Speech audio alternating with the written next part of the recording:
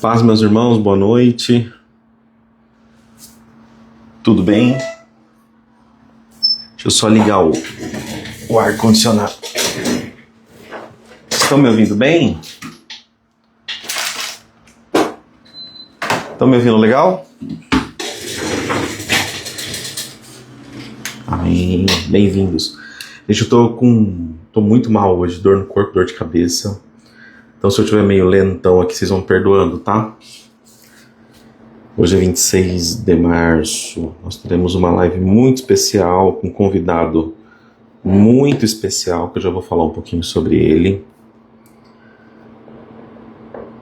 Só aperta aí o aviãozinho, o coraçãozinho, vamos avisar que a gente já entrou. Boa noite, vocês estão me ouvindo legal? Rapaz, para eu entrar no YouTube é um mistério, eu preciso aprender a fazer os treinos pelo YouTube. Eu ainda não sei muito bem fazer os treinos no YouTube.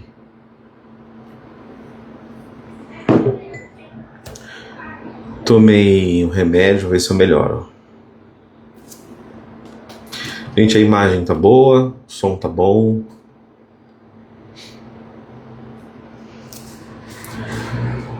Aí, acho que agora centralizou melhor, né?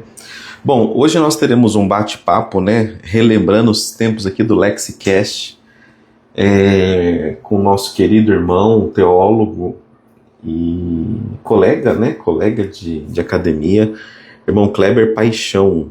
Ele é um teólogo com uma formação muito boa, pelo que a gente acompanha, né? Eu acompanho o trabalho dele já há algum tempo, respeito o trabalho dele. E é um membro da CCB. O membro da CCB, assim como eu fui, ele ainda é, assim como eu fui durante 26 anos da minha vida. E eu tenho muitas perguntas para fazer para ele. Vai ser um bate-papo, a ideia é entrevistá-lo, fazendo algumas perguntas sobre ele, sobre a formação, e transitarmos em alguns aspectos técnicos, né? A ideia é teologar um pouco aqui com ele, por isso que eu deixei o tema livre. Então, se por algum momento eu ficar um pouco lento, repetindo para quem está entrando, ainda estou me recuperando um pouco de uma suposta virose, tá? Eu já vou convidar ele para entrar aqui, meus irmãos. Deixa eu já chamá-lo. Divergimos em alguns aspectos teológicos, vai ficar muito interessante a conversa. Eu acho que vai ser muito, muito rico, até saber o que está rolando aí das fofocas gospels atuais. Acho que ele conseguiu entrar. Graça e paz, irmão Kleber. A paz. Graça e paz, tudo bom? Paz de Deus. Amém. Tudo bom? Tá me ouvindo bem? Eu tô te ouvindo. E você tá me ouvindo? Tô te ouvindo bem. Tá. Você não reparou que eu tô meio doentão, hein? Tô meio lesado. Não, tudo bem. Mas o áudio tá bom, né? Dá pra ouvir. 100%. Galera, vocês estão ouvindo bem, irmão Kleber? Porque o celular meu aqui é uma benção. Então, eu preciso aprender a fazer no YouTube, mano. Eu acho que na vida eu fiz 2 lives no YouTube, 3 lives no YouTube, assim, eu não sei mexer muito bem. No YouTube eu tenho até umas ferramentas melhor, mas aqui no celular eu apanho um pouco também. Vai dar tudo certo. Primeiro eu quero te Não, vai dar agradecer certo. por você ter aceitado esse convite aqui. É um prazer muito, muito grande receber você pela primeira vez na Lex. Teve uma que você apareceu, você não estava como convidado, mas acabou surgindo. Foi de Agora surpresa. foi de surpresa. E muito obrigado por aceitar o convite, meu irmão. Também. O prazer é todo meu e a alegria é nossa. Pô, Bora lá. a ideia é que a gente bater um papo, te conhecer um pouco, o público da escola também te conhecer. Então vamos lá, Kleber Paixão da Zona Leste, é isso? Isso, Zona Leste de São Eu Paulo. já tenho uma Velha Zona pergunta. Leste. ZL, Corinthians. Não, eu sou um Zona Leste estranho. Sou um Zona Leste São Paulino. Bom, Kleber, eu já vou São sair com uma pergunta aqui para você, cara, que ela não é uma pergunta difícil, mas é uma pergunta que apimenta já no início da nossa conversa. Vamos lá. Você é um cara, pelo que eu tenho visto aí, eu te acompanho um pouco pela internet, tem uma formação teológica muito bacana, muito bacana. Não só o bacharel, mas também é mestre em teologia. Depois eu queria que você falasse um pouco sobre isso. Mas o que dá na cabeça de um rapaz jovem fazer teologia, sendo da CCB, sabendo que esse é um nicho que é sofrido, a própria CCB não valoriza tanto, é um mercado muito complicado, às vezes até mal visto, se você me permite usar esse termo. Sim. O que deu na sua cabeça, meu irmão, fazer teologia? Olha, assim, tem vários aspectos, né? Tem vários aspectos. O aspecto, primeiro eu vou contar o místico, né? O aspecto místico. É, eu vou contar aqui porque eu acho que tem gente que. Porque eu falo isso, vou falar um termo mais técnico, que se eu falar um linguajar meio pentecostal, dependendo do público, as pessoas estranham. Mas, tecnicamente, é um aspecto místico. Por quê? Porque desde que eu me converti, aos 15 anos de idade, eu tive experiências com Deus, né? Então, eu era um moço, pensa, um moço pobre, né? De uma pobreza muito grande, com muita necessidade material e, na maioria das vezes, enfermo, porque eu tinha um bronquite horrível que me maltratava 24 horas. Minha mãe vivia me levando no hospital. E aí pensa, agora um menino de 15 anos batizou. E eu já li a Bíblia antes, né? Não vou contar toda a história, senão prolonga muito, mas já li a Bíblia antes, então compreendia. E eu fui orar, eu orava muito. Hoje não, hoje eu sou um perna mole. Eu confesso, eu como cristão sou um perna mole, mas assim, na época eu orava bastante. Assim, eu orava de começar 10 horas da noite, né? E terminar 6 horas da manhã. Fiz isso várias vezes. E me escondia dentro do banheiro porque minha mãe não gostava que eu ficasse orando. Meus irmãos também, porque eles estavam assistindo televisão, né? A casa era pequena. Então eu entrava dentro do banheiro, trancava o banheiro e ficava orando A a noite inteira. a sua mãe também era da. Você falou que você bateu com 15 anos. Isso já na CCB ou outra igreja? Na Ah, CCB, na CCB, eu não sabia. na Você é CCB. nascido na CCB. 15 anos, porque assim, de forma resumida, minha mãe, quando pequenininha, minha mãe nunca foi crente. Mas quando ela chegou aqui da Bahia para cá, levaram ela numa igreja, ela se batizou numa igreja batista, mas ela sempre foi uma mulher tadinha. Eu vou falar aqui com todo respeito, não é preconceito, não entendam mal o público. Mas uma mulher desprovida de conhecimento, pobreza de linguagem, ignorante, analfabeta. E falo isso não desprezando, ela é minha Sim. mãe, amava, sempre amei e respeitei ela, não é essa questão, porque esse é o fato. E ela foi numa batista e batizou. Uma batista, não vou saber qual que é. Ela se batizou, ela tinha até o certificado dela, mas ela nunca foi. Ela batizou e nunca mais voltou para a igreja. Porque ela achava que era só para batizar, tipo católica, Sim. sabe? Batismo não precisa voltar mais. E minha mãe não conhecia nada de evangelho, de nada disso, de igreja, nada. Só que o vizinho nosso levou eu, com 15 anos de idade, visitar a congregação, né? E aí eu fiquei, aí um ano depois me batizei. Aí minha mãe saiu toda contente, contando pra vizinhança toda, meu filho agora é da congregação. Aí beleza, aí eu falei, nossa, minha mãe gostou. Aí eu contava com orgulho. Depois que ela percebeu que eu ficava quase congregando, voltava, orava e tudo mais, aí ela começou a me perseguir, que ela não gostava que eu ficava orando direto.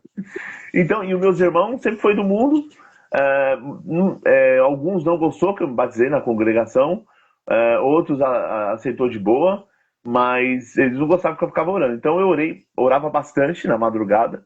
Em uma dessas orações, eu estava de joelho, lá por umas 5:30 da manhã, se eu não me engano. Uma voz falou, eu tive essa experiência, eu vi uma voz divina, voz em linguagem humana, falando perto de mim, falou assim, ó, estuda teologia e estuda filosofia, porque eu vou me usar de você para me defender a fé cristã. Ele não falou defender a congregação, ele não disse vai defender placa tal, não falou, ele falou vai defender a fé cristã. E eu guardei aquilo para mim. Aí fui crescendo, não lembro se foi na quinta, numa sexta, numa sétima série, um dos professores foi substituir uma professora que faltou. É uma aula de geografia, eu lembro como hoje. E ele deu aula de geografia. No final ele entrou nos assuntos religiosos e aí eu fiquei interessado. Eu fui perguntar para ele, porque eu sempre fui um rapaz curioso. Fui perguntar para ele, professor, você falou de religião e tal, por quê?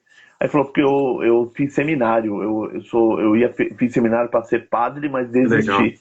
Eu fiz 4 anos, aí ele falou, eu fiz 4 anos de teologia e 4 anos de filosofia. Aí eu Da voz. lembrei da voz. Aí eu falei assim, o que é teologia e filosofia? Aí ele contou.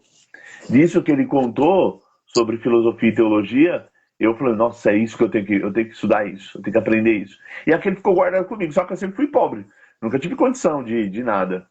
E eu lembro que eu comecei a trabalhar, um dos empregos que eu trabalhei quando solteiro, foi o Carrefour. Trabalhei 8 anos dentro do Carrefour Aricanduva, era caixa, né? E o Carrefour, eu lembro como hoje, ele começou a vender alguns livros de filosofia. E ele, eu acho, nem sei por que, acho que o gerente até o dia de hoje não sabe nem por que vendia aquilo lá. Eu comprei alguns, eu comprei a República de Platão, a Retórica de Aristóteles e comprei a Confissões de Agostinho e o Ente e Essência de São Tomás. E eu fui lendo. Aí no intervalo eu começava. É complexa. Eu fui lendo sozinho. Fui lendo no intervalo, né? Na hora do almoço, eu comia marmita rapidão e ia pro livro. Lendo. Aí eu lembro como hoje, cheguei todo empolgado, cheguei pro irmãozinho amigo meu e falou: meu rapaz, eu tô lendo Confissões de Agostinho. E o camarada fala cada coisa fantástica. Aí ele falou, ele estranhou, né? Mas quando eu era solteiro, como eu tinha curiosidade, o que eu fiz? Eu não tinha dinheiro para comprar livro toda hora, né? Então eu tinha que ajudar minha mãe a pagar aluguel, essas coisas. Eu ia para a biblioteca da Vila Formosa, Paulo Setúbal, alguma coisa assim. Na Vila Formosa, tem até hoje essa biblioteca municipal, se eu não me engano. E eu entrava lá, pegava alguns livros de religião, ia para a área de religião e lia de tudo. Pra você imaginar, eu lembro que hoje eu comprei um calhamaço, peguei um calhamaço desse de história da igreja, uma capa vermelha, antes nem lembro quem era o autor, e li a história do cristianismo inteira, desde os primórdios até o momento contemporâneo. E aí eu falei, meu Deus, isso aqui é fantástico demais. Aí eu fui lendo, aí li a República de Platão, sabe? Aí eu comecei a delirar, aí eu fui que fui. Depois de casado, e eu casei com uma mulher guerreira, ela falou assim, o que você tem vontade de fazer? Eu falei assim, eu tenho vontade de fazer teologia, mas nunca tinha coragem, né? Depois que eu tive o tumor cerebral, e eu fiquei entre a vida e a morte, tive o tumor cerebral. Abriu daqui até aqui, ó. Meu Deus. É por isso que eu usava o topete e o pessoal zombava comigo. Aí agora o pessoal fala que eu deixo o cabelo assim, mas não é vaidade, é porque eu tenho uma marca gigante até aqui. E aí tive um tumor cerebral em 2009. Aí depois minha esposa falou assim, o que você tem vontade de fazer? Você viveu, faça o que você tem vontade. Eu falei, eu vou fazer. Aí logo depois do tumor, eu entrei no Banco Itaú. Trabalhei um tempo no Banco Itaú, 4 anos. E o Itaú falou assim, eu vou dar bolsa de estudo para vocês, porque eles têm 30%, 40%, a gente vai pagar do curso. Eu falei pro meu chefe, o que você quer que eu faça? Fala um curso aí na área do banco que eu faço, né? Eu lembro como hoje que ele desprezou. Ele falou, faz o que você quiser, Kleber. Quando ele falou isso, faz o que você quiser, eu fui lá e me inscrevi no Mackenzie, prestei o vestibular, passei e comecei a fazer teologia. Mandei o documento pro Itaú estava pagando 30% e eu continuei pagando o resto. E até o dia de hoje eu não sei como que eu paguei o curso inteiro. Aí fiz o bacharelado lá no Mackenzie, 4 anos, e aí de lá nunca mais parei. Você fez teologia no Mackenzie? No Mackenzie, na Universidade Presbiteriana Mackenzie. No noturno, no horário noturno. Formou bem. Me formei bem, graças a Deus. Abriu portas para mim. Depois que eu, assim, quando eu trabalhei quando eu fiz o curso de teologia no Mackenzie, por causa do curso de teologia, que não tem nada a ver uma coisa com a outra, eu consegui emprego em 2 bancos. O Banco Votorantim e o Banco JP Morgan. Isso, aí trabalhei em teologia, te abriu porta em instituição financeira? Eu chegava e falava assim, as pessoas falavam assim, o que você é formado, Kleber? Eu falei, sou formado em teologia. Eu sabia que a pessoa ia xingar, né? Porque teologia não tem nada a ver com a outra. A pessoa falava assim, teologia? Aí ela falou assim, mas aonde? Eu falei, na Universidade Presbiteriana Mackenzie. Tá, Mackenzie. Não, tá bom. Aí ficava todo contente. Então você entende de humanas. Aí eu começava a conversar, e aí desenvolvia, a pessoa me contratava. Aí trabalhei mais em 3 bancos, mas nunca me adaptei. Trabalhei sempre na área de investimento, né? Mas nunca foi minha praia. Sabe quando você tem uma busca que você está deslocado? Tem um poeta argentino, esqueci o nome dele, ele dizia que o ser humano é um ser deslocado, né? Ele está fora do eixo.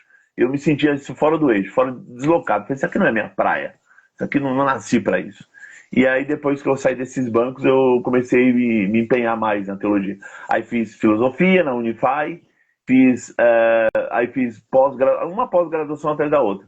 E aí, nos últimos tempos, terminei o meu mestrado na Metodista de São Paulo. O que você defendeu, cara, no mestrado?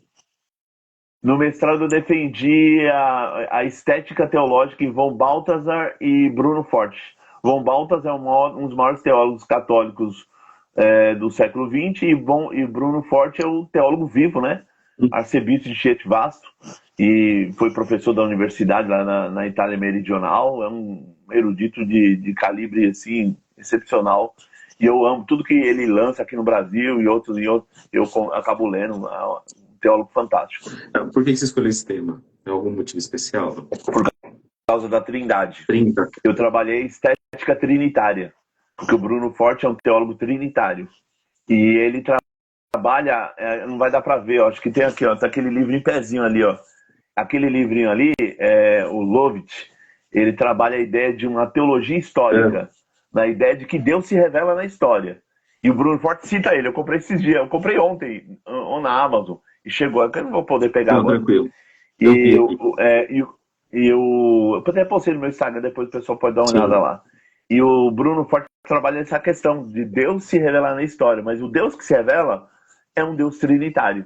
E aí eu trabalhei mas eu trabalhei no aspecto da estética teológica, porque o Bruno Forte trabalha que Deus é o belo em si, que é uma das categorias metafísicas, né? Só que esse belo em si, quando ele se encarna, acontece a kenosis, né? Que é o esvaziamento, e aí o Bruno Forte trabalha a questão de que Jesus é aquilo que os medievais chamavam de bonicello, pequeno bem, bem abreviado, ou belo abreviado. Então Jesus é o belo abreviado. É o todo que o Von Balthasar vai falar, que ele é o todo no fragmento. Só Deus tem esse poder de ele ser o todo, mas se manifestar no fragmento, na peculiaridade do ser humano, na finitude do ser humano. Legal. Aí eu trabalhei lá. Legal. Aí a dúvida que não quer calar, né? Tipo, eu não tenho, a minha formação bacharel não chega nem perto da sua. Eu fiz IETEV, que é uma escola assembleana ali de Osasco, não dá para comparar com o Mackenzie. E mesmo tendo feito uma formação simples, eu não estou aqui tirando o mérito da escola, né? Pelo amor de Deus. Sim. Eu sofria um pouco ali, tipo, nos cultos e o pouco que eu aprendia. Como é que foi para você isso, cara? Tipo, assim, eu acho que o primeiro semestre de teologia já te derruba de um cavalo, né? Derruba. Te derruba de um cavalo. Quando você pega a teoria geral, quando você começa a ter missiologia, que a gente entende tipo, o que é fazer missão, e a gente ouve missão é uma coisa, mas missão cultural, não vou entrar em termo técnico aqui, mas eu vou falar para você uma coisa e a bola é sua, tá? Você é entrevistado, mas algo que me bateu forte. No primeiro semestre a gente teve missiologia. Eu achava que missão era atender os necessitados. É verdade, cara. Então, quando eu entendi que missão transcultural não tem nada a ver com esse trem, que poderia até ter, eu comecei a ficar muito confuso. Eu entrei num pouco de sofrimento. E você, numa faculdade tão grande,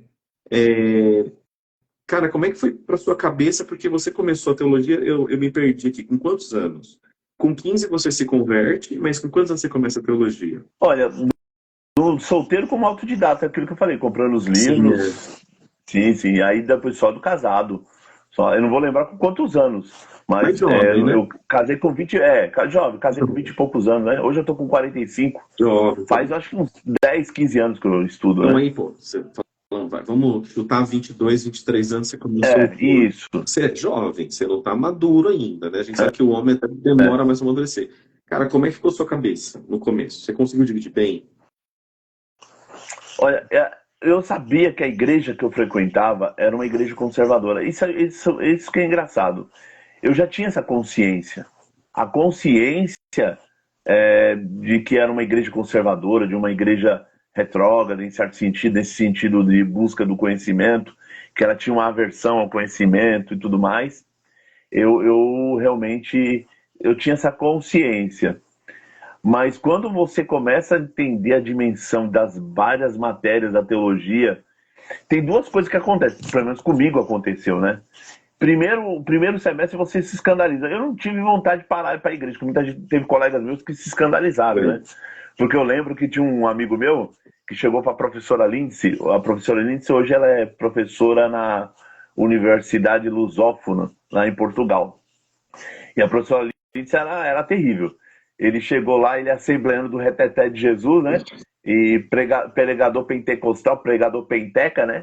Aí ele disse para a professora: professora, mas está escrito em tal coisa na Bíblia. Ela falou: quem disse que está escrito? Onde está escrito?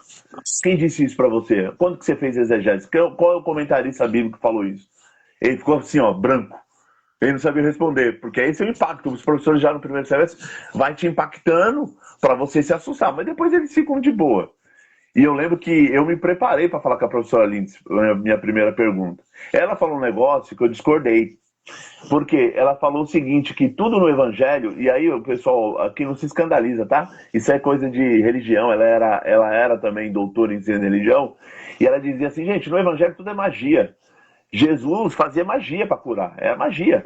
Isso aí, então ela começou lá, eu pesquei aquilo, eu falei, tá, eu fui pesquisar, peguei um monte de enciclopédia, engoli essa enciclopédia e descobri que esse era um conceito de alguns antropólogos e alguns cientistas da religião até o século XIX. E no século XX essa teoria já foi descartada.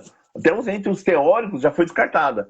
Aí eu peguei um outro teólogo, Norman Geisler, que era um teólogo conservador, e peguei essa temática dele e falei, professora, aquela teoria foi descartada. Quem cita aqui é o Norman Geisler. Mostrei isso para ela. Ela falou assim, se a senhora discordar de mim, você pode até discordar, mas ele é doutor. Eu sou mané. Aí ela falou assim, não, o currículo dele é bom, eu não vou questionar. Aí eu me preparei para falar com ela. Então, assim, esses impactos eu tive na universidade, mas eu não me deu vontade de parar, assim, vou parar de ir para a igreja. Mas eu realmente tenho aquele filtro que você começa a ir para a igreja e falar, meu Deus, isso aqui tá errado. Nossa, eu não devia ter falado isso. Esse texto está interpretando de forma equivocada. Você começa a filtrar. E no primeiro e segundo semestre fica chato. Depois você volta ao normal. Porque assim, eu sempre falo até para alunos meus, a chatice é só no primeiro e segundo semestre. Depois você se torna um cara chato. Porque quando você começa a estudar teologia, no primeiro e segundo semestre é chato. Essa que é a verdade. Todo mundo passa pela chatice. Depois você percebe que existe um mundo gigante entre o que é falado na universidade e o que é falado nos púlpitos. E aí você começa a ter uma noção que é aquilo que chama de misericórdia. Porque assim, você aprendeu uma coisa na universidade, aí você vai na tua igrejinha de esquina, você vai exigir do pregador que ele seja o maior erudito de todos os tempos, você não vai fazer isso. Então você começa a ter um senso de misericórdia. E foi isso que fui levando e parei de ser o chatão da vez. Entendi. Mas foi um desafio, pelo que você está comentando aí, no começo sempre é um desafio, né, Sim, é um desafio. Conciliar a igreja. Eu lembro que o meu professor falava assim, gente, pelo amor de Deus, porque a maioria que estava no curso, a maioria era assembleano, pregador tal, presbítero. Ele falou assim, pelo amor de Deus, gente, não vai para os púlpitos de vocês, subir no púlpito, falando bonito. Exegese, hermenêutica. Não, pelo amor de Deus, não faça isso. Filtra. Nem tudo que você aprende aqui na teologia, você tem que chegar lá no púlpito de vocês e falar. E isso, os professores eram muito gente boa. Então, o desafio foi grande, mas eu tive bons professores que deram bons conselhos pra gente. Pelo menos isso me salvou, sabia? Faz sentido, assim, você vê um pregador subir no púlpito para pregar sobre união hipostática, não faz nem sentido, né? Não faz sentido, porque o público que está te ouvindo, na maioria das vezes, você pega uma igreja aqui de esquina da Zona Leste de São Paulo, é um povo simples, ele não faz a mínima ideia que é união hipostática, que é comunicar-se idiomato, ele nem vai saber o que é isso. O conceito de consubstancialidade entre o filho e o pai. Você não vai falar um negócio desse na igreja. Parece muito bonito, né?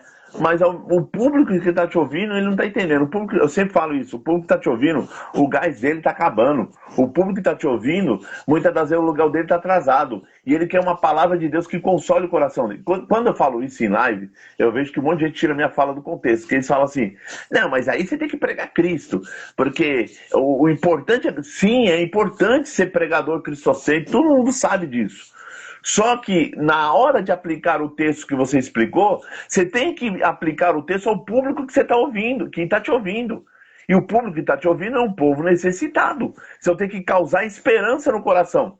Aí eu falo isso, o pessoal fala, não, mas aí você tem que pregar cada um com seus problemas. Já vi gente falar isso nos meus vídeos. Cada um com seus problemas. E não é assim, né? O público, ele realmente precisa de uma palavra ao coração. Eu vou fazer uma pergunta, só responde se você estiver confortável para responder, tá? É o começo aqui, se você ficar confortável.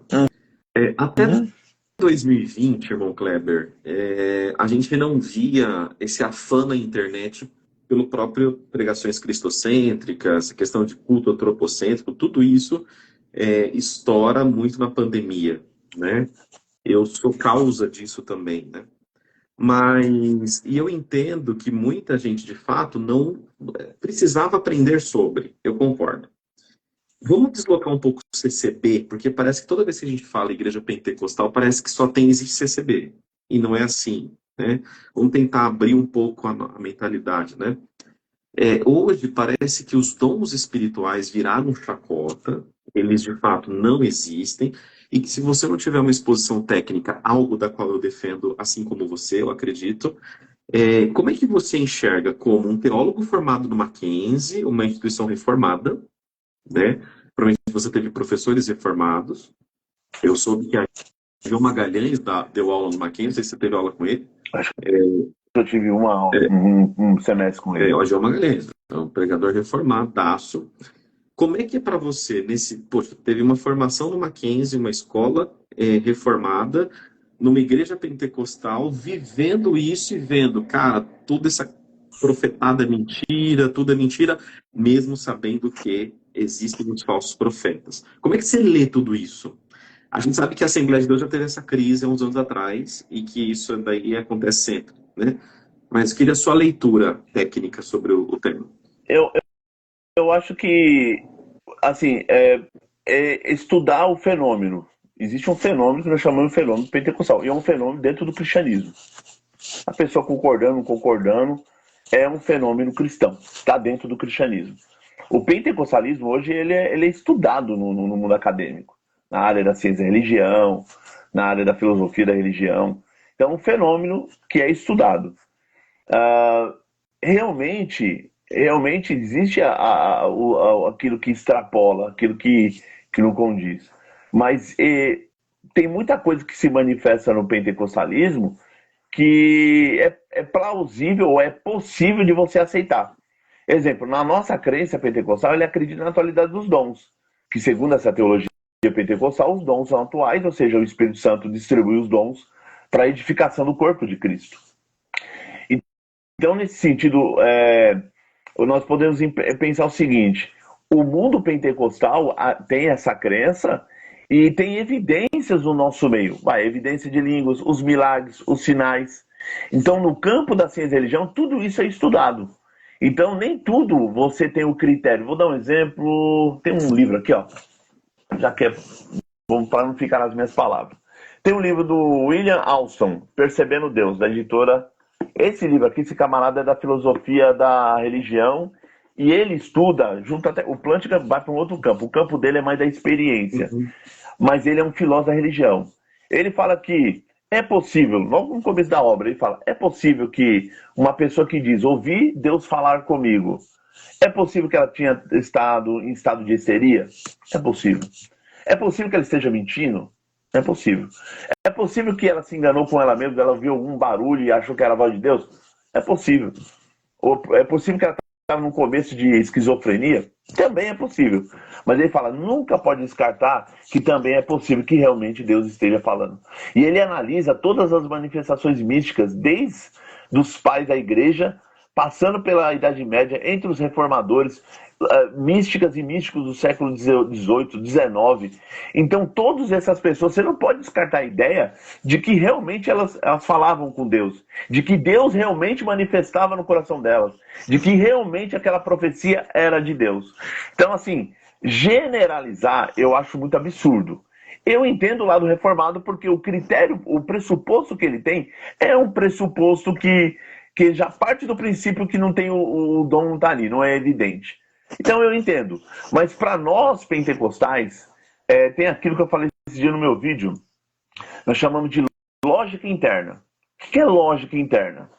Para o pentecostal, os dons são muito bem claros na nossa mente. Se você perguntar para qualquer pentecostal, falar assim, Deus falou com a irmã tal, o profeta profetizou para fulano tal. Na nossa cabeça está muito bem claro isso. Funciona. A ideia está para nós. Tinha um francês, ele tinha um programa que passava na Bandeirantes de manhã de sábado, se eu não me engano. Eu esqueci o nome do francês, rapaz. Ele era um navegador. Muito famoso o programa dele nos anos 80 e 90. E um dia perguntaram para ele, fulano, se um tubarão tiver com fome, ele ataca um ser humano? Aí ele falou, sim, ele ataca.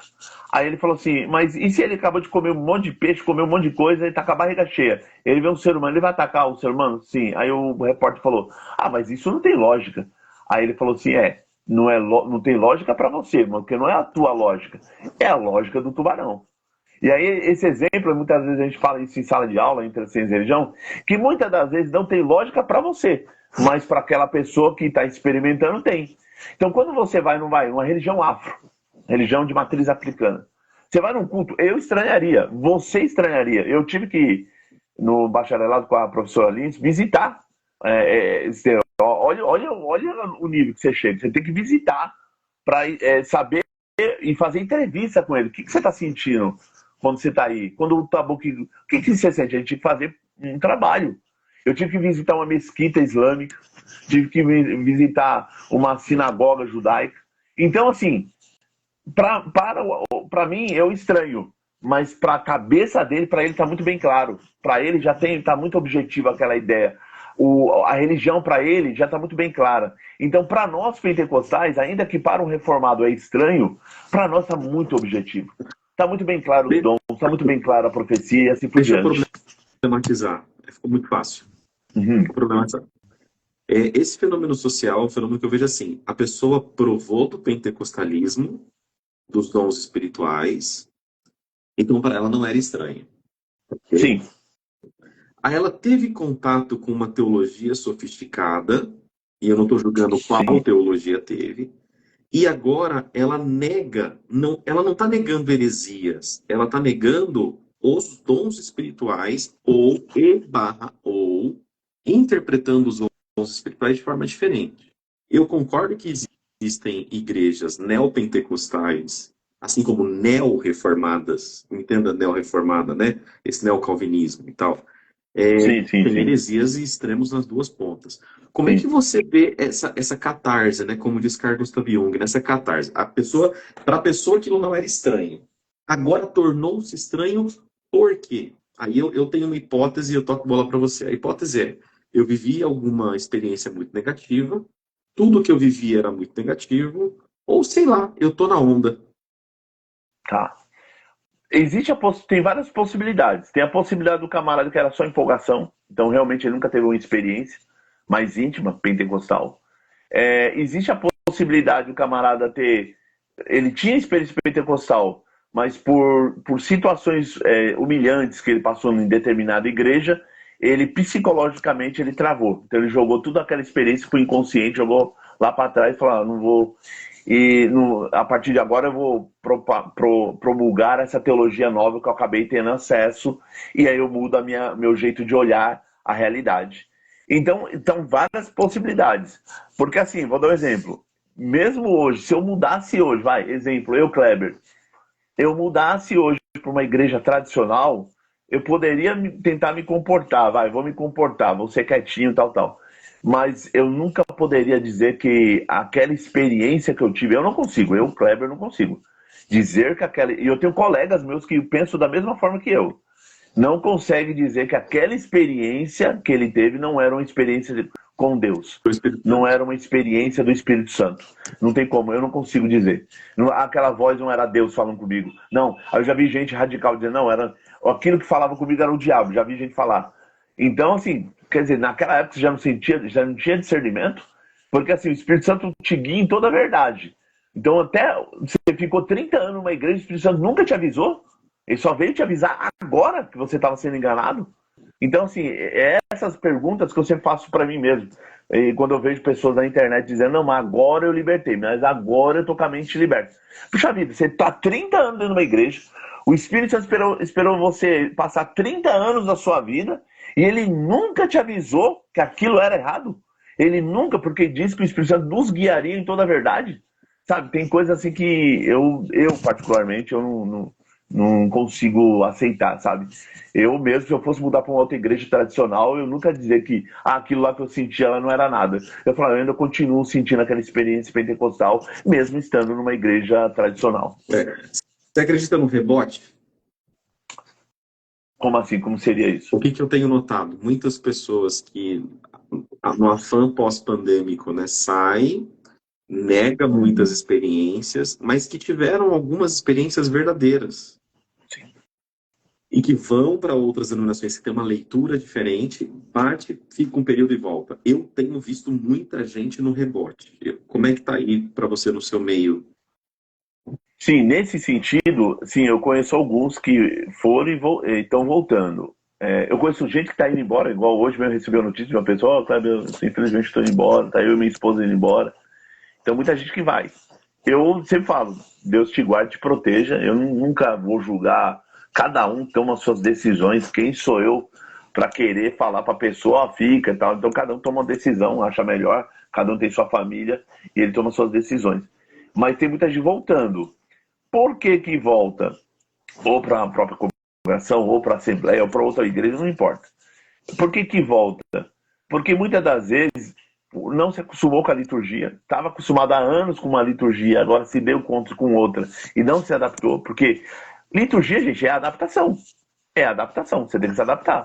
Aí você não se adapta, volta, ou você viu que não é nada daquilo que o povo falava na internet, porque você foi mais por uma empolgação. Tem muita gente que vai por empolgação. Ah, tá todo mundo indo, eu vou também. É as massas, né? É o jogo das massas. Você vê uma pessoa com poder de influência, uma boa oratória, dizendo: vambora, gente, vambora, a gente tem que ir. E o camarada fala bem, se expressa bem, meu, as massas, elas são convencidas. É só você ler Hannah Arendt, ela vai dizer, as massas, você convence as massas. Porque você vai inflamando elas. Não, vamos, a gente tem que fazer isso. A gente vai ter que... Vou dar um exemplo. Ó, um exemplo histórico. A todo aquele acontecimento sobre a, o nazismo, eu não gosto muito de falar essa palavra, mas assim, todo aquele acontecimento não começou do nada. Foi algo inflamando, foi algo sendo manipulado nas massas, as massas foram aceitando. Então, assim, as massas, elas são manipuláveis. Então, as pessoas, como vai naquele modelo de massa, ele vai lá na empolgação. Depois, na empolgação, ele vê que não é nada daquilo, ele acaba voltando. E assim, só que o estrago já está feito, né? Porque ele foi para lá, ele negou tudo, falando que era o diabo, que era um monte de coisa errada. Aí ele volta. Agora minha pergunta, então agora é Deus? Era Deus, aí foi pra lá, não era mais. Agora voltou, é Deus de novo. Sabe, essas coisas que eu não entendo. Mas acontece, tá acontecendo bastante. Tá, vou emendar três perguntas polêmicas, tá? Tá bom? Tá bom? Tá tranquilo? Tá tranquilo? Não, tá tranquilo, graças a Deus. A primeira pergunta, eu não sou da CCB há 10 anos, né? Então eu estou bem desinformado. No seu ponto de vista, a CCB prega o evangelho? Essa é a primeira. Segundo, que história é? Eu estou sabendo, tá? Eu também tenho informação de dentro lá. Mas que história é essa que você fez parte aí de um comitê para confissão de fé? Eu não assisti seu vídeo, mas estou vendo bafafá. Explica para a Sim. gente o que está rolando aí, depois eu tenho algumas perguntas teológicas para você, mestre. Tá, vamos lá. Ah, se a gente for. Como que eu posso explicar? Se a gente for pensar assim, no sentido do que hoje as pessoas querem, todos os pregadores anunciando o evangelho, todos de forma uniforme e tudo mais, eu diria que não. Você vai encontrar um pregador ali, outro aqui, o que tinha aí o Pavanelli, o pessoal cortaram, mas cortaram, mas ele pregava. Então, assim, você vai encontrar um ali, outro aqui. Por que que acontece isso? Porque passou-se muitos anos sem conhecimento bíblico teológico, sem uma confissão de fé, sem uma estrutura teológica, uma compreensão, uma cosmovisão, tanto de forma mais ampla, uma cosmovisão cristã, como uma cosmovisão de você, igreja mesmo, de denominação mesmo. Como que você enxerga a realidade? Então passou-se muito tempo sem isso. E agora que esse assunto veio à tona, a internet está cobrando e tudo mais, tem muita gente procurando. Conheço vários irmãos fazendo teologia, tem gente fazendo teologia em universidade que eu conheço. Então as pessoas estão se formando, outros fazem curso livre, outros fazem curso comigo, outros fazem curso com você, outros fazem curso com outros irmãos, mas estão estudando. Os líderes mais importantes, os mais que estão mais em evidência, infelizmente, com todo respeito a eles, então, isso aqui é uma live, é ao vivo, né? Então, aqui deixar claro, não estou falando mal da pessoa em si, mas infelizmente, né? Isso não era o meu prazer dizer isso, mas infelizmente os que estão mais em evidência na multidão aí na mídia, infelizmente não pregam e falam coisas assim que não era para falar. Por quê? São pessoas mais antiquadas, mais antigas, e que têm uma mentalidade muito antiga, não compreenderam muitas vezes a Bíblia, não compreende o povo que pastoreia e não compreende a Bíblia de forma mais clara, exegética e tudo mais. As novas gerações têm incumbência de tentar mudar isso, as novas gerações. Agora vamos supor, a geração de novos cooperadores, se começar e ir na mesma vibe, na mesma ignorância, promulgando as mesmas estupidez, infelizmente vai continuar a mesma coisa. Eu sei que vem vindo uma grande leva de bons cooperadores jovens aí, que estão estudando, fazendo faculdade. E a leva de cooperadores jovens que está chegando aí, então é uma leva muito boa. Os cooperadores eu não saberia dizer, mas os mais antigão, aí, os anciãos ainda são mais teimosos, mais carrancudos, e então eles não querem mudar a ideia de que agora tem que estudar e tudo mais, então eles estão bastante assustados com isso, e infelizmente na internet falam muita bobeira, e aí eu poderia dizer que realmente não prego o evangelho nesse sentido, de forma uniforme e tudo mais. Você vai encontrar um pregador ali, outro aqui, eu conheço alguns que pregam o evangelho, um ali, outro aqui, mas aí são exceções, né? Não é a regra, né? Nós devíamos criar a ideia de uma regra. Se fosse uma regra, beleza, mas são exceções. E como diz um professor meu que hoje ele está dando aula na Federal, ele dizia, Kleber, se é exceção, deixou de ser regra. O povo fala assim, toda regra tem uma exceção. Ele falava, isso aí é uma falácia. Toda regra é regra. Se tem uma exceção, deixou de ser regra. Ele fala, as exceções vão existir, mas elas não fazem parte da regra. Entendi. Então, nesse sentido que a gente pensa. Pergunta sobre confissão de fé, só que eu vou pular essa aqui para deixar mais para frente. Eu tenho uma outra. Pessoal, vai ser talvez a pergunta mais técnica, tá? Agora teológica mesmo. Se a galera ficar com dúvida, pode perguntar aqui. Falando ainda da sua igreja, porém aproveitando o seu arcabouço teológico.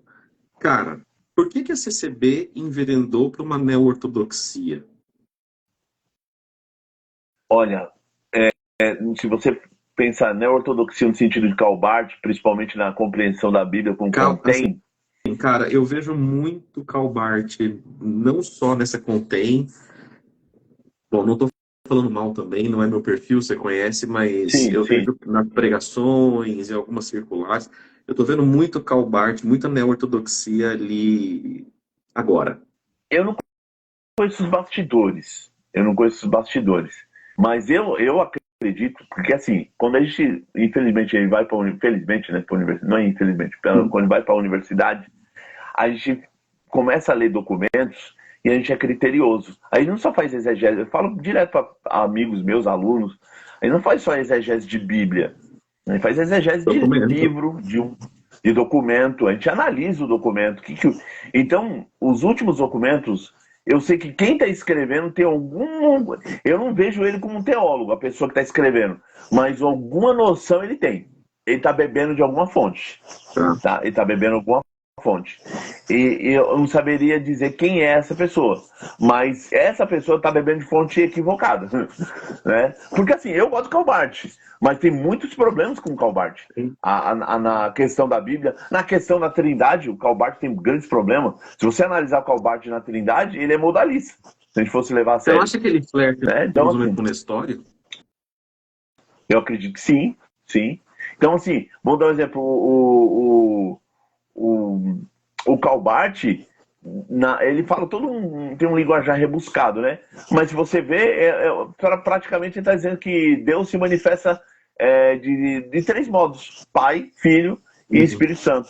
Deus é aquele que revela, Jesus é o revelador e o Espírito Santo é a revelação, alguma coisa desse tipo. Então, quando ele parte desse princípio, ele está dizendo que são três modos de uma só coisa.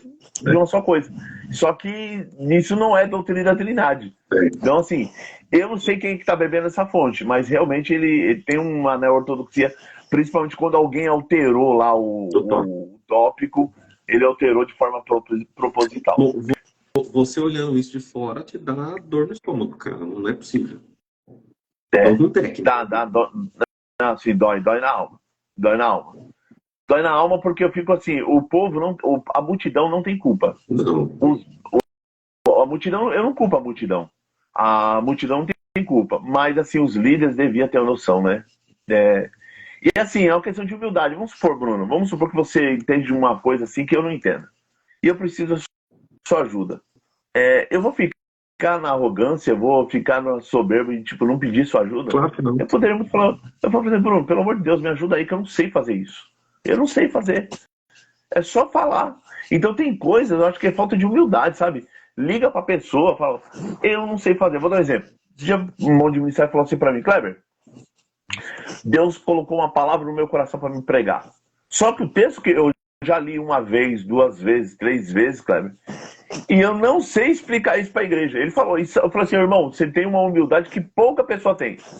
Então tá bom agora. Agora eu vou sentar aqui na cadeira, eu mandando um áudio para ele. Sentar aqui na cadeira e agora eu vou examinar o texto e eu vou te ajudar.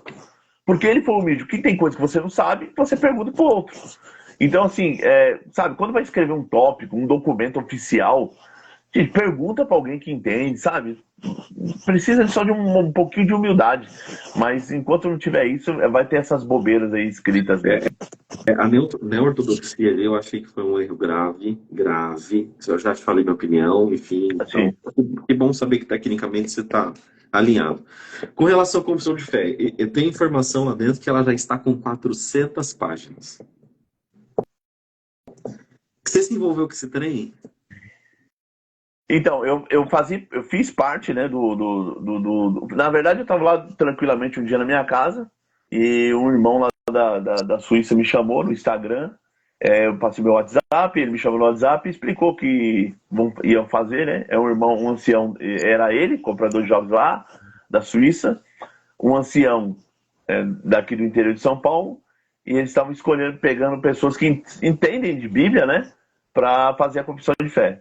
Ok, fizemos um grupo, aí eles chamaram um irmão da Federal, chamaram mais duas irmãs que são formadas, também têm doutorado em outras áreas, mas elas não aceitaram, porque eu falei, seria importante Sim. ter mulher, né? Falei assim, seria importante ter uma mulher, né? Porque senão fica mais uma vez aquele machismo, né? Patriarcal. E bem patriarcal. E aí eu falei assim, seria bom mulher, chamaram vários, ninguém aceitou. Aí chamaram dois autodidatas. Quando chamaram os autodidatas, eu falei, meu Deus do céu, aí me mata. Aí você quer. Ah, Cléber, você tem alguma coisa contra o autodidata? Você também foi, sim. Só que existe uma diferença técnica. O autodidata ele é bom para ele mesmo, ele vai estudar, sabe, pega o livro, lê sozinho, ok, glória a Deus. Só que ele ainda não tem tecnicidade para escrever um documento oficial que todo mundo vai ler. Não é só o Brasil que vai ler, o mundo inteiro vai ler. Daqui 10 anos, quando alguém for investigar numa universidade a congregação, ele vai no documento primeiro, não vai na crendice popular. Ele vai procurar no documento. Então ele vai achar um documento da confissão de fé da igreja e vai descobrir que quem escreveu não faz a mínima ideia do que estava falando. Então, quando eu percebi isso no grupo, eu falei, aí estava até o Negroni e tudo mais. Eu falei, meu parecer, não deveria ter autodidata. Por quê? Porque quando tiver pronta, as pessoas vão perguntar quem é que escreveu. Quem é que escreveu? Porque aí as pessoas, aí a resposta que me deram assim, não, Cleber, você está dando carteirada. Porque você está dando carteirada, tal, por causa dos seus títulos, que é sempre esse argumento tosco. Aí eu falei assim, não é uma questão de ter carteirada, porque as pessoas vão perguntar, porque o mundo funciona assim. A Confissão de Fé de Westminster reuniu-se grandes teólogos. Vamos dar um exemplo, os grandes concílios foram escritos por teólogos, não foi escrito por cristãos comuns. A Confissão da Assembleia de Deus foi escrita por teólogos. Os teólogos assembleanos não foi o assembleano do Reteté de Jesus, do Canela de Fogo que escreveu. Sim. Quem escreveu foi teólogos. Então, assim, eu falei isso, só que não concordaram e eu percebi que aos poucos foram me expulsando do grupo e me chamando no particular, tentando me convencer, tipo assim, me moldar, sabe? Sabe quando você tem uma opinião formada e a pessoa fala assim, não, você tem que ser mais humilde, volta lá e pede perdão, fica quieto, sabe aquele papo? Que é muito comum na denominação que você participou, você sabe, né? Fica quieto, não é bom falar, não dá carteirada, sempre aquele papo mais tipo te rebaixando mesmo, sabe? Eu tinha um professor meu de psicologia, tinha doutorado em psicologia, ele falava que toda vez que você rebaixa alguém, desculpa o termo, tá, gente? Não é um palavrão, mas ele falava, é que você é um cagado e você quer diminuir a pessoa no seu nível. Então você fica toda hora rebaixando ela. Não é porque ela é baixinha, você que tá rebaixando porque você é pequeno. E você quer diminuir a pessoa no mesmo nível seu. Então, assim, eles começaram a falar, seja mais humilde, sabe? Se controla mais e tal. E aí, um desses autodidatas pegou um áudio, mandou um áudio pro um dos irmãos, me xingando, falando que o teólogo era do diabo, que teologia é do diabo. Nossa. E o irmão foi mandar o áudio para outra pessoa, mandou sem querer para mim. E eu ouvi o camarada me xingando. E totalmente possuído, falando um monte de coisa horrenda. Na rede social, ele é muito bonzinho, ele defende tal a instituição, mas no áudio, ele fala coisas horríveis de mim. E xingando, falando que a teologia é do diabo, que cristão não tem que estudar teologia. Falando um monte, falando que o teólogo não tem que estudar paz da igreja, que o cristianismo só foi até Paulo. E que depois de Paulo não tem mais igreja, só foi voltar depois de 1910. Sabe? Essas loucuras de gente doida. E aí eu contestei várias coisas e praticamente defenderam ele e não me defenderam. Ninguém me defendeu. E exemplo, mais uma, só para me terminar essa fala aqui, esse autodidata foi ele que escreveu aquela parte daquele texto. Lembra daquelas 7 cartas, que teve as 7 cartas, que tentou defender a Bíblia como contém, chamou a Bíblia contém por causa do gerúndio? Lembro. Você lembra? Foi ele que escreveu. Eu descobri que foi ele. Foi ele que escreveu. Nossa. Tá. Mas você teve acesso ao documento? Não, pronto, assim não. Os esboços mandavam para mim, eu ia analisando, tal. Eu só não concordo com uma coisa. Eu escrever e o outro ia analisar, mas o outro é formado em quê? No mundo acadêmico não funciona assim. Se fosse um professor doutor analisando um escrito meu, até entenderia. Igual a minha dissertação, a primeira vez que eu mandei pro orientador, ele falou, tá horrível, tá uma porcaria. Vai fazer de novo. Acabou. Tudo bem, aí você aceita. Mas não, aí a pessoa que estudou vai analisar o que você escreveu. Se você está escrevendo algo técnico, quem tem que analisar é alguém que entende da matéria. Vamos supor, eu escrevesse alguma coisa e mandasse para você, você ia analisar e falar, essa parte eu não concordo, essa parte eu concordo, essa parte aqui seria bom melhorar, porque você é teólogo. Se eu mandasse para outro irmão teólogo, ele ia falar a mesma coisa. Agora, mandar para uma pessoa que não entende nada, como que ele ia discordar de alguma coisa que eu escrevi? Não, não tem nexo. O mesmo se dá se você está mandando alguma coisa de saúde para o enfermeiro ou para o médico. Não faz sentido. Ô, Kleber, você teve acesso aí, talvez, aos esboços que ela está buscando. Eu tenho informação lá que o documento está em quase 400 páginas e que realmente não está legal em alguns aspectos, né? Informação de quem está dando na escrita mesmo. Você, Kleber, eu sei que você também é calvinista, né? É mesmo? Sim. Não é crente? É uma coisa muito tranquila isso aí. Tá. Não tem... Você é calvinista e pós? Não, eu não sou pós. Eu sou... sou pós. No certo sentido, sou pós. É que eu sou amilenista, né? Não acredito no milênio literal. Não. Sou amilenista. Não, sou amilenista. Sou pós. Cristo volta depois da tribulação. E num certo sentido dos dons, eu creio na atualidade dos dons. Então, a questão da atualidade dos dons eu não mudo. Interessante. Você é um calvinista pós-continuista. Que legal. Diferente. E conheço quem assim? Quase ninguém, cara. Não, conheço um pós, mas ele é arminiano, então não vale. Vamos lá. A congregação, a galera falando, a congregação é arminiana, não sei o que lá. Cara, a congregação para mim tem aspectos calvinistas até o tutano. Qual que é a sua opinião técnica? O que acontece? Se você analisar a crendice popular, por isso que eu falei, primeiro, as pessoas ficam bravas com a gente, mas assim, eu vou abrir um aspas aqui, tá? Eu vou responder essa pergunta sua, mas eu peço paciência para quem está nos ouvindo, que tem muita gente que diz assim, ele passa pano porque ele fica falando do documento. Não, calma assim, é porque, para quem é mais técnico, que trabalha no mundo acadêmico, quando a gente vai analisar uma instituição, primeiro a gente analisa a documentação dela. É assim que um antropólogo faz, é assim que um filósofo faz, filólogo faz desse jeito. Não há problema, hein? Não, sim. Mas o cientista é isso que eu falo. O cientista da religião vai analisar a documentação. Sim.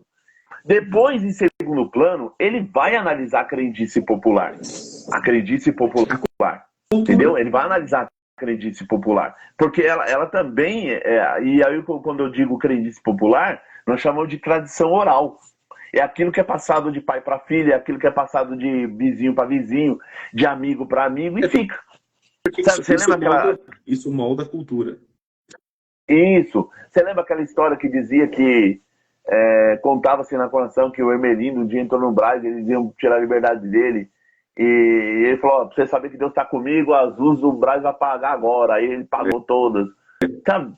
Isso nunca existiu. Isso nunca existiu. Entendeu? Aquela história que também o Paulinho estava pregando, aí levantou um irmão para pregar a palavra, e ele pregou, todo mundo falou em línguas, e aí o camarada falou assim, tá vendo? Eu sou pastor da Assembleia, e Deus, aí a pessoa levantou e falou assim, mas Deus falou na boca da jumenta, não vai falar na sua boca. Isso é uma história para boi dormir que você não conta, você não existe isso aí. Eu nunca conto. Mas era contado isso, na minha época eu contava-se aos montes essas histórias. E isso a gente chama de crendice popular, tradição oral, não tem fundamento. Então, na crendice popular, o que se falava da questão da salvação na igreja? Dizia assim, eu já preguei o evangelho pro meu parente e ele não creu. Aí a pessoa falava assim, o outro, né? Não, liga não. Se ele é de Deus, se Deus elegeu ele, se ele for um eleito, ele vai vir. Ele vai vir pro nosso meio. Aí eles diziam assim também, tem uma outra frase que dizia, eu dou risada porque eu vou lembrando do passado, e diziam assim, você viu aquele irmão? Ele foi embora e desandou pro mundo e morreu no mundo. Ele morreu lá e ficou no mundo, não voltou, não se arrependeu dos pecados. Aí a pessoa falava, fica em paz. São muitos os chamados e poucos os escolhidos. Você vê, isso aí são interpretações isoladas de textos isolados e que ficavam na crendice popular. Isso está muito lógico, guardadas as devidas proporções, isso está muito mais alinhado ao calvinismo do que ao arminianismo. Agora, por que as pessoas estão se auto-identificando como arminiano? Primeiro, a maioria das pessoas não sabe nem o que é calvinismo e nem o que é arminianismo. Esse que é o fato. O que hoje, a concepção que eles têm de arminianismo e calvinismo, são espantalhos que apresentaram para ele. Eu falei esse dia para um ancião amigo meu, ele falou assim, eu odeio o calvinismo, Kleber, por causa disso. Ele elencou milhões. E eu falei, irmão, isso aí não é calvinismo. Aí ele falou, não é? Não, não é. Isso que você está falando não é. Aí ele falou, mas então o que é? Aí eu fui explicando para ele. Aí ele falou, Kleber, mesmo assim eu ainda não sou. Mas agora eu entendi. Entendeu? Tudo bem. E tudo bem. Ele ainda continua meu irmão em Cristo, não tem problema nenhum. Então, o que foi apresentado é um arminianismo. Minha esposa gosta de zoar. Fulano é mal acabado.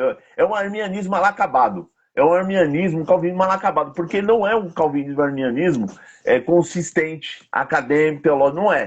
Foi apresentado um espantalho. E aí, para os nossos ouvintes, por que o Kleber está falando espantalho? Espantalho, na lógica filosófica, funciona assim. Você, quando vai atacar o seu adversário, você vai atacar o argumento dele. Mas você não quer atacar o argumento dele. Você cria um espantalho do argumento dele, que não é o argumento dele, e fala, esse é o argumento dele, é o espantalho. E aí você começa a bater no espantalho. Aí você fala, tá vendo? Eu refutei fulano porque eu arrebentei com o argumento dele. Mas na verdade você não estava brigando com o argumento. Você estava questionando o espantalho que você criou. E é isso que muitas das vezes acontece.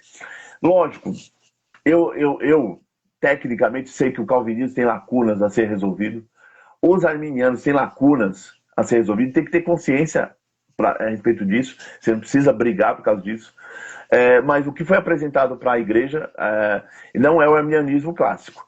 E as pessoas estão se auto-identificando por ranço. Sim. Aí que eu queria falar. Por que ranço?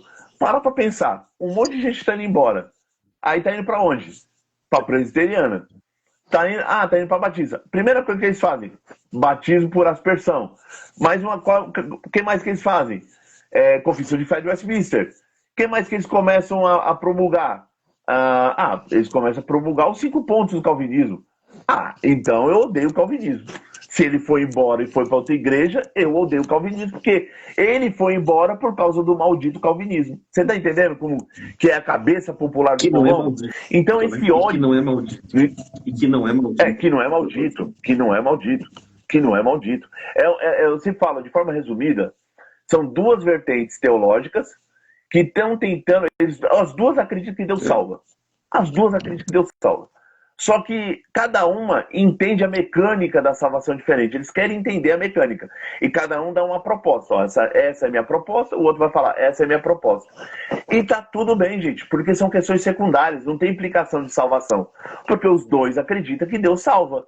Então não tem implicação de salvação. Se você é arminiano, você vai para o céu sendo arminiano. E se você for calvinista e for um eleito de Deus, você vai para o céu sendo calvinista. E não tem problema nenhum. Só que o pessoal parte mais pro lado mais apaixonado da coisa.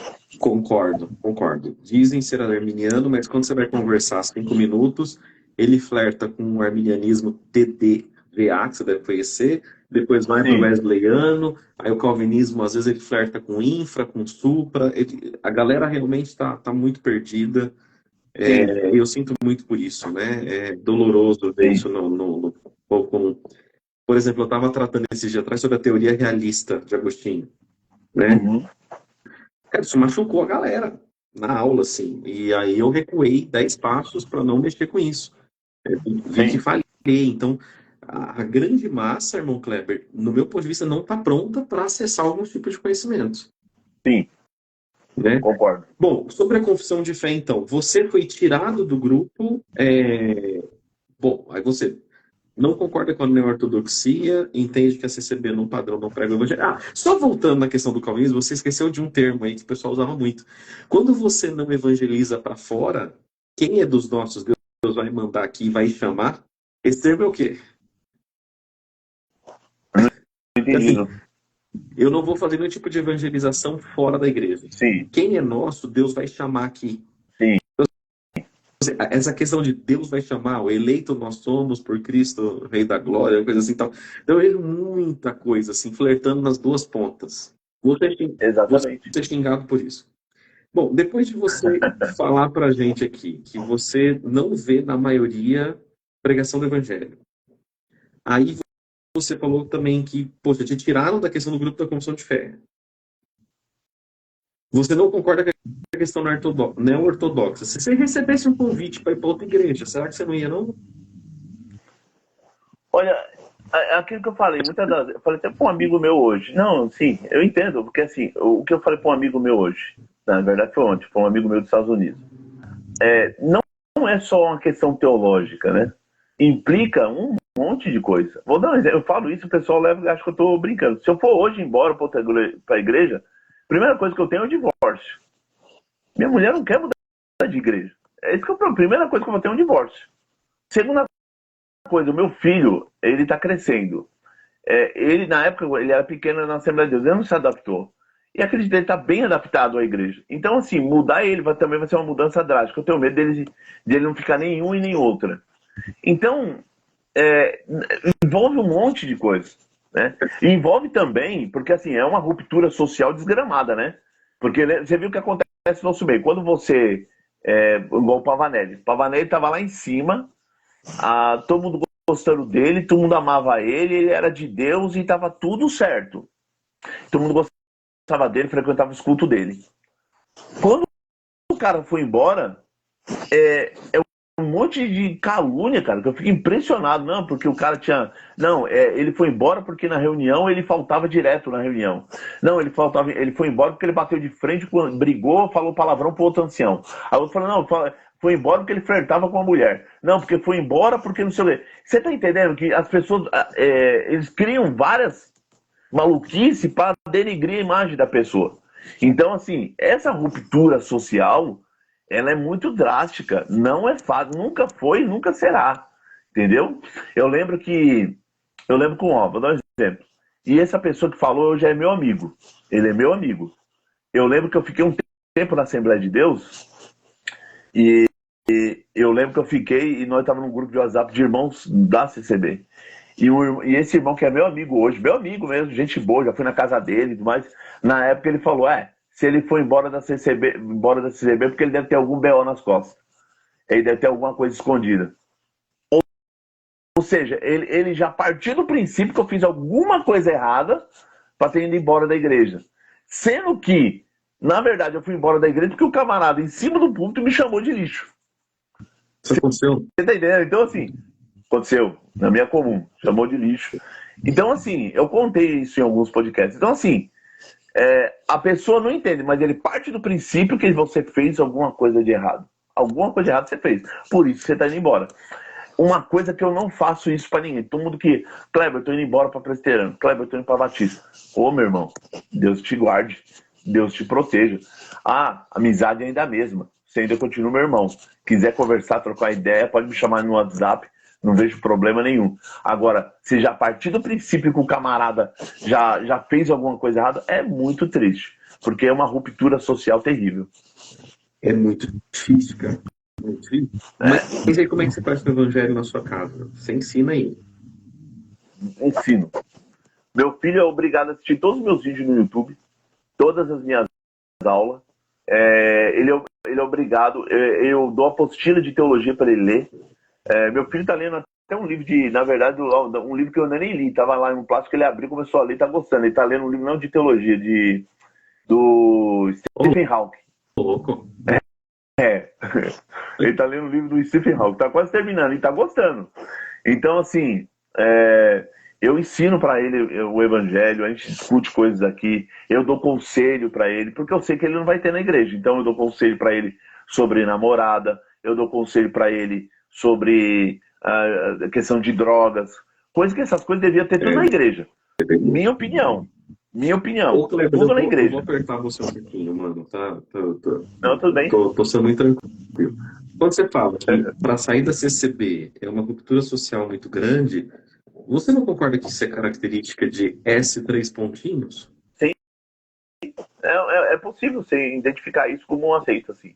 As características, eu vou dar um exemplo. Eu não discordo com o individualismo, a ideia de que ela só salva não é uma característica. É uma característica de uma seita. Você negar o conhecimento teológico, você falar coisas horrendas sobre a teologia, coisa que é falado, tipo, espírito de estudar a Bíblia, sai da igreja. Isso é uma característica de uma seita. Entendeu? Mas você vê, esse camarada, por isso que eu falo, ele está debaixo ainda da crendice popular. Porque enquanto um expulsa, tem gente fazendo faculdade, tem gente estudando. Você está entendendo como que não é tão simples a análise? Agora, eu concordo com as pessoas quando eles dizem assim, mas Kleber, os líderes estão falando coisas complicadíssimas. A última fala que foi feita, com todo respeito, tá?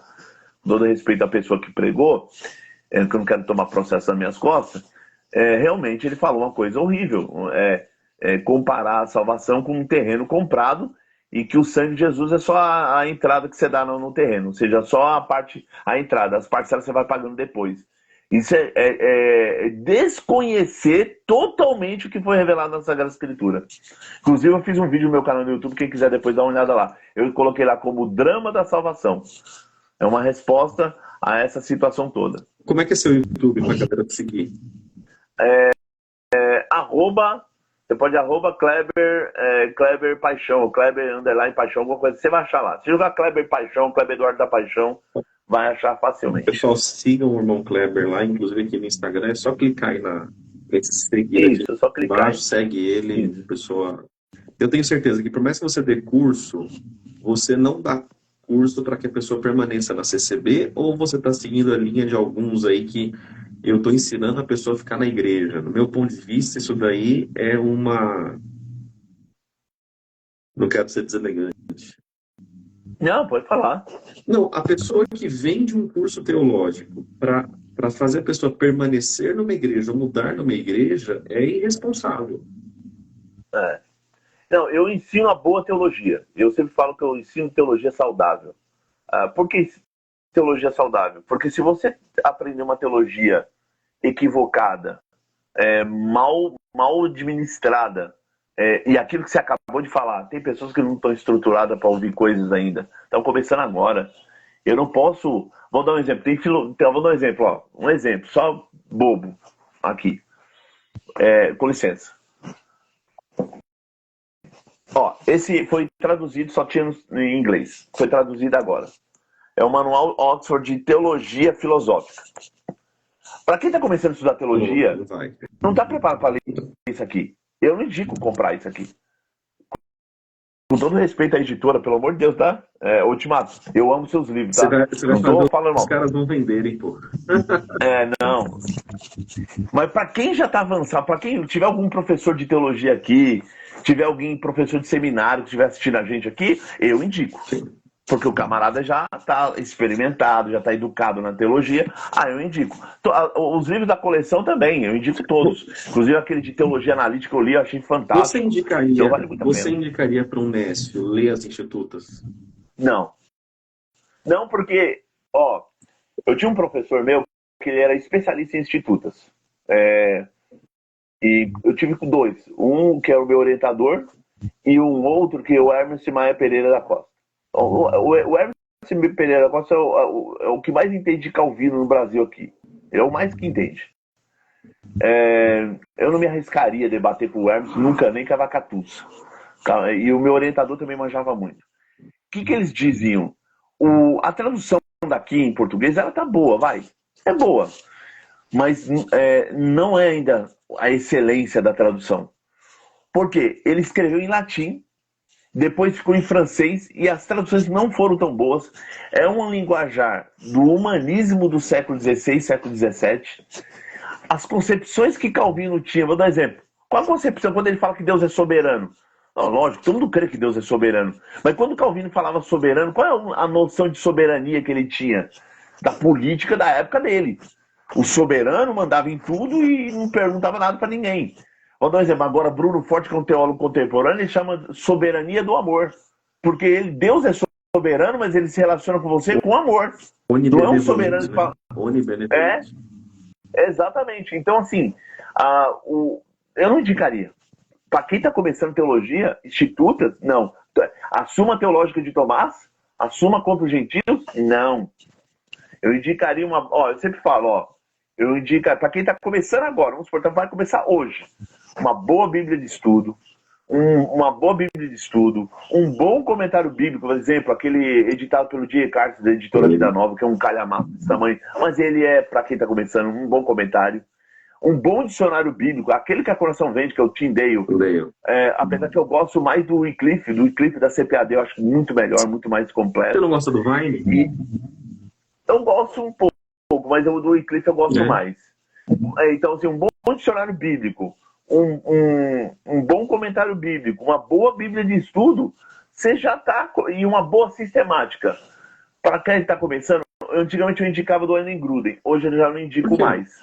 Por quê? Porque o Wayne Grudem está sendo chutado, achincalhado lá nos Estados Unidos, porque o Wayne Grudem, na sua sistemática, depois que as pessoas começaram a ler, investigar os escritos dele, percebeu que ele fala coisas sobre a Trindade que não condiz. Por exemplo, ele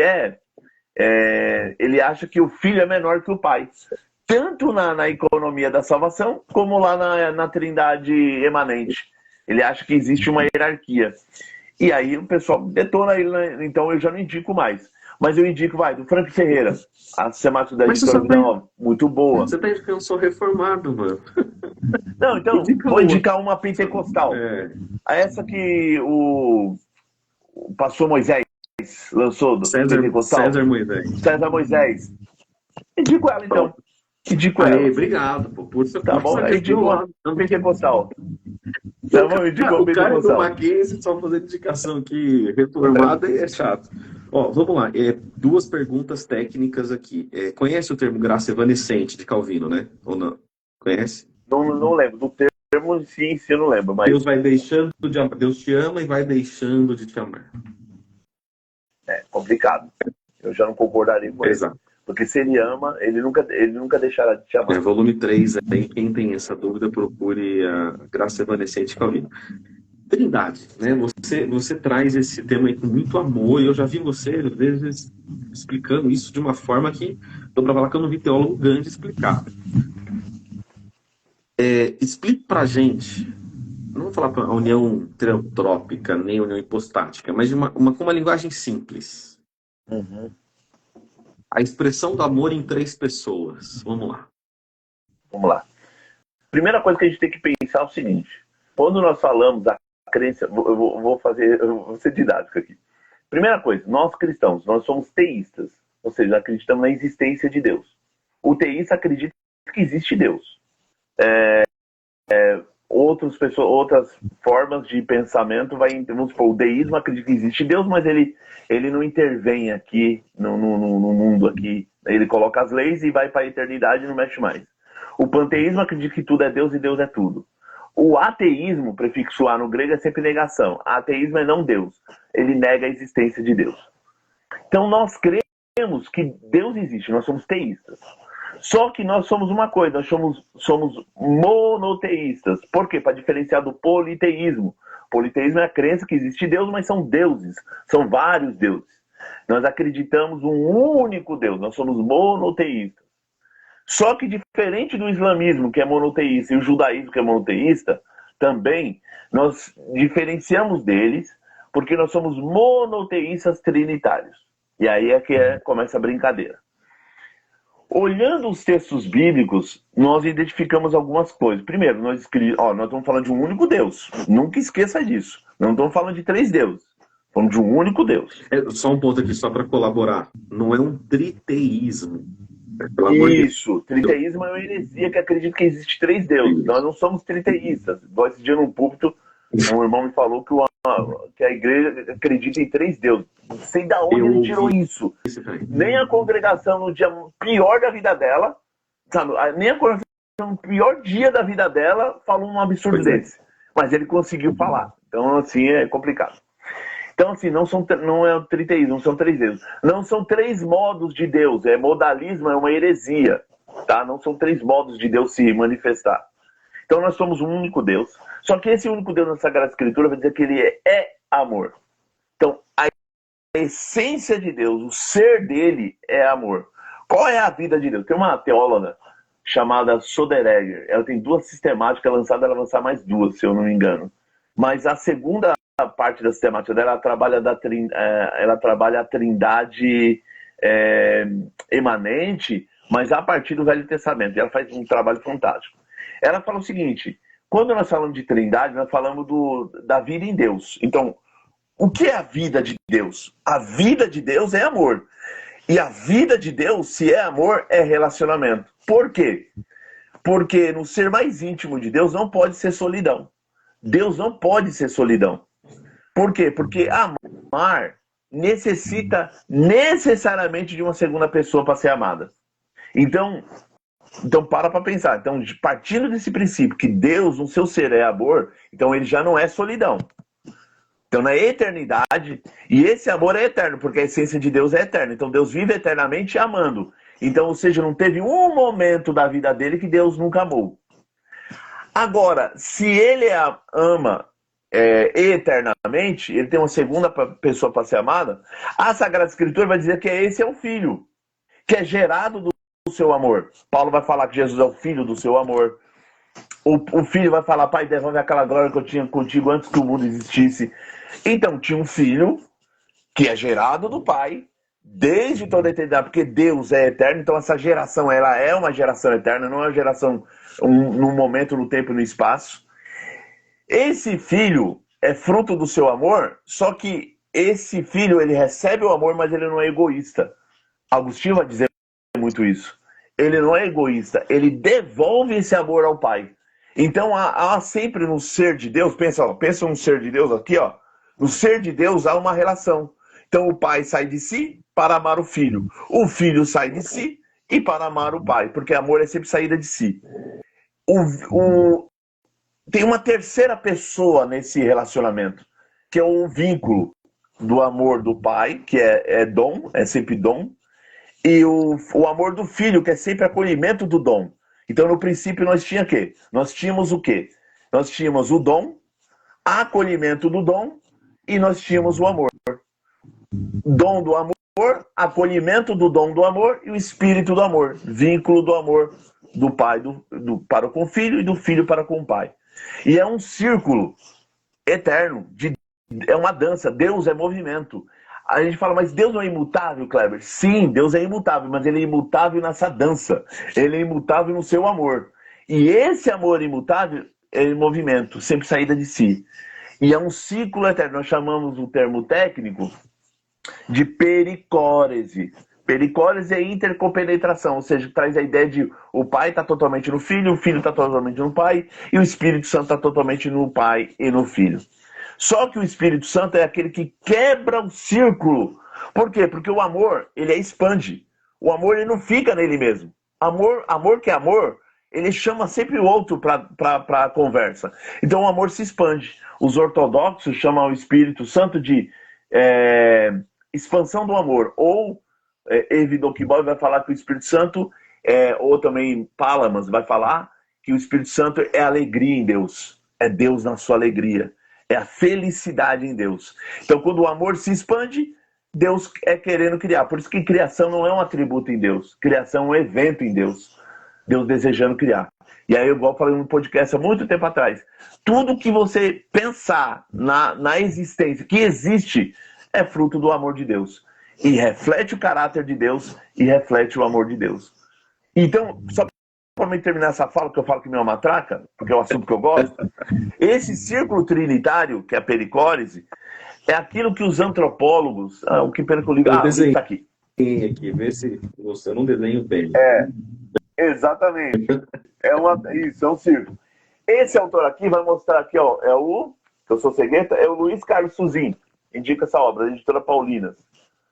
O Luiz Carlos Suzin vai falar o seguinte, que todas as culturas tiveram dança de roda. Meu filho perguntou, pai, aquela dança de roda, ele falou até a musiquinha, eu tô tão velho que eu acabei esquecendo. Ciranda, cirandinha. Ciranda, cirandinha, vamos todos cirando. Você lembra? Na minha época tinha. E você lembra que sempre entrava alguém na roda? Sim. Ou sempre alguém ficava no meio da roda e nós falávamos alguma coisa e o outro ia no lugar? Sim. E aí a gente ia dançando. O Suzinho vai mostrar que isso é próprio de todas as culturas. Vou dar mais um exemplo. Por mais que a série foi meio impactante, sangrenta, mas o Round 6 tem a roda, e aí a pessoa, se você investigar, você vê que aquilo lá é uma brincadeira na Coreia. Aí eu não vou falar coreano, lógico, pelo amor de Deus.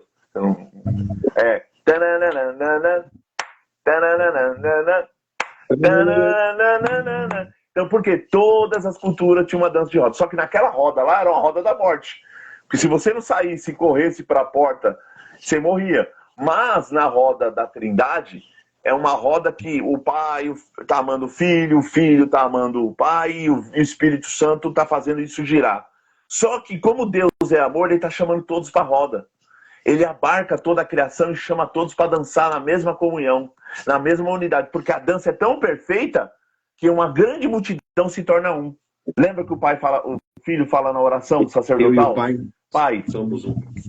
Somos um. Aí ele fala assim, pai, guarda eles e tudo mais. Eu não vou lembrar direito que eu não sou Malafaia que fica guardando versículo decorado, né? Malafaia que é bom nisso, né?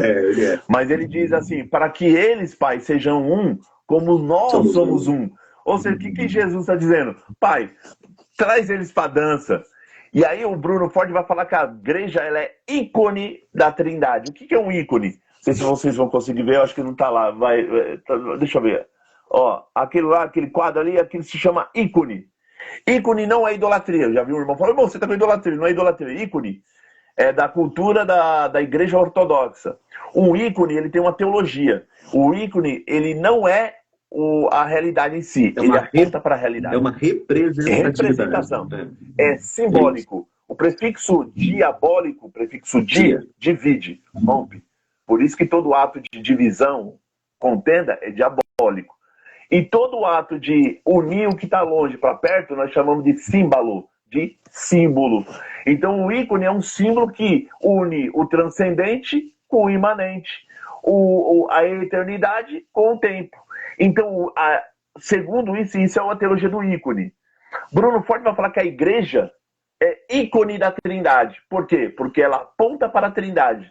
Ela reflete a Trindade. Então, como na Trindade tem uma dança eterna do amor, a igreja também tem que estar nessa dança eterna do amor. Eu saio de mim mesmo para amar o Bruno.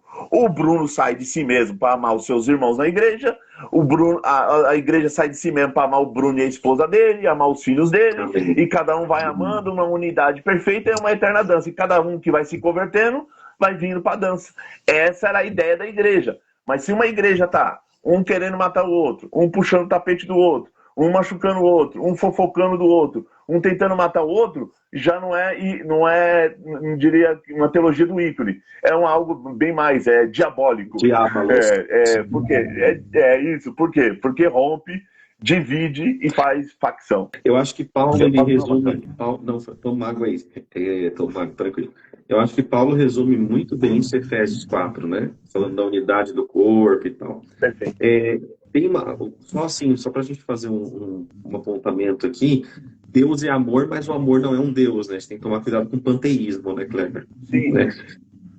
Sim. O panteísmo é uma heresia gigantesca que, se a gente não tomar cuidado, o amor se torna um Deus e aí complica tudo. Sim. Agora, você comentou aí algo que é um tanto quanto polêmico, né? Se você quiser falar assim, Bruno, não, deixa essa para a próxima live, a gente deixa para a próxima live. Cristo foi criado, ele é uma criatura?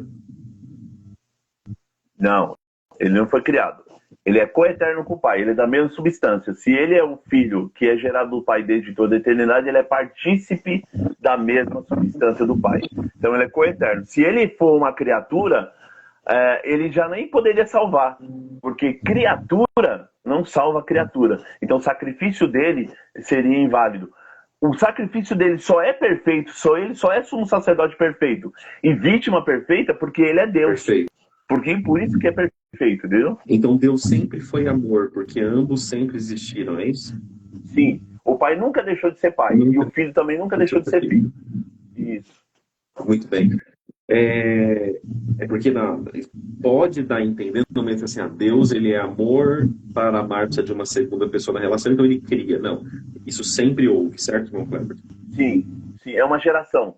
Eu sei que essa parte imbrica ou arrebenta com a mente nossa, do nosso intelecto, e se alguém falar, mas claro, você explicou, eu não entendi muito. Bem-vindo ao clube, entra na fila, que 2000 anos de cristianismo nós explicamos, ao mesmo tempo reconhecemos os limites da nossa explicação e reconhecemos que é um mistério. É uma geração eterna. Se é uma geração eterna, nunca teve um momento que ele nunca foi filho. Sempre foi filho, porque ele é filho do amor, ele é gerado do amor do Pai. Então nunca teve um momento de não existência. Um dia eu recebi uma pergunta assim, por que Deus criou o homem? A minha resposta foi muito rápida e foi até no susto, sabe, no reflexo, assim? No reflexo. Para amar. Sim. Para amar. Sim. A criatura, ela é feita, por que a gente tem filho? Para amar. Por que a gente deseja neto? Para amar. Bom, eu vou partindo aqui daqui a pouco de passar por umas considerações finais, mas eu acho que vale a pena ler o texto de Efésios 4, eu acho que gerou comunhão, sua resposta foi muito boa. Então eu vou ler rapidinho aqui na minha versão, muito rapidamente o texto. Antes, uma pergunta, por que o povo é tão preguiçoso para estudar? Kleber, pelo amor de Deus, cara, a galera quer a resposta pronta, meu. O que tá pegando? Então, sabe o que é? É a nossa cultura, Leão. A nossa cultura... O Brasil, cara. Tem um antropólogo, oh meu Deus, eu sempre esqueço o nome dele, mas eu gosto dele, esqueço o nome dele, mas eu tenho um antropólogo, ele já morreu, antropólogo brasileiro, respeitadíssimo. Ele dizia que a falta de educação, a educação que eu digo é educação formal no Brasil, ela não é um acidente, ela é um projeto. Então, as massas, um país, o Brasil, que você não educa, você é muito mais fácil de manipular e as pessoas vão aceitando. Então o Brasil já é próprio da nossa cultura não querer estudo. É próprio, vou dar um exemplo, nos anos 40, nos anos 50, a maioria falava assim, você cresce, você tem que trabalhar de qualquer coisa, aí trabalhava. As pessoas mais abastadas, eles diziam, filho, você não tem que trabalhar igual o vizinho ali não, eu vou pagar para você fazer direito em Portugal. Então as pessoas iam estudar nas universidades de Portugal, mandava para Portugal. Então, o nosso país foi sempre assim, as pessoas de classe média ou classe mais alta estudam e sempre incentivam as massas a não querer estudar. Pode ver, as pessoas hoje em dia têm esse ranço contra a universidade, né? E sempre esse preconceito, não, a universidade é ruim. Tem nas igrejas evangélicas, né? Se você for para a universidade, você vai pecar. Verdade. Porque lá tem muita mulher. Um dia um irmão falou assim para mim, Kleber, eu não vou fazer universidade porque lá tem muita mulher. Eu falei, meu amigo, no metrô tem muita mulher. No metrô tem mulher. Na rua, você andando no mercado. Se você fazer compra com a sua esposa no mercado, você vai encontrar mulher. E se esse é o argumento, meu irmão, sabe, tem que tomar muito cuidado com isso. Mas aí, Então, o que não é, Mateus, né? Se seus olhos se forem maus, todo o seu corpo vai ser treva. todo o seu corpo for mal. Entendeu? Então, eu vou dar um exemplo. Quando eu viajei para Maceió, falava assim, eu quero conhecer a Praia do Francês. Eu quero a Praia do Francês. Aí o irmãozinho chegou para mim, Kleber, não vou te levar na Praia do Francês. Eu falei, por quê? Tava eu, minha esposa e meu filho. Meu filho era pequenininho. Mas por quê? Porque falava que a praia é top. Aí ele falou assim, não posso te levar na Praia do Francês. Eu falei, mas por quê? Cara, tem muita mulher bonita. É muita mulher bonita. É uma tentação de mulherada assim muito bonita. Eu falei, meu amigo, não vai me levar lá. Ele levou. Meu, não vi nenhuma isso que ele falou. Era a mente dele que era corrompida. A mente dele que ficava vendo coisas que não tinha nada a ver. Eu vi um monte de senhoras lá deitadas, senhores brincando de bola com os filhos. Uma praia muito agradável, tranquila. Linda então você percebe que a mente dele era corrompida, entendeu? Praia linda, inclusive. Praia linda. Exorto vocês, portanto, eu, prisioneiro do Senhor, diz Paulo, que andem de maneira digna da vocação a qual foram chamados, com toda humildade, mansidão, longanimidade, suportando-vos uns aos outros em amor. O mais interessante é que nesse capítulo, é o capítulo que vai falar que a mulher deve ser submissa ao marido. Mas a gente esquece que no versículo anterior fala que nós devemos ser submissos uns aos outros. Exato.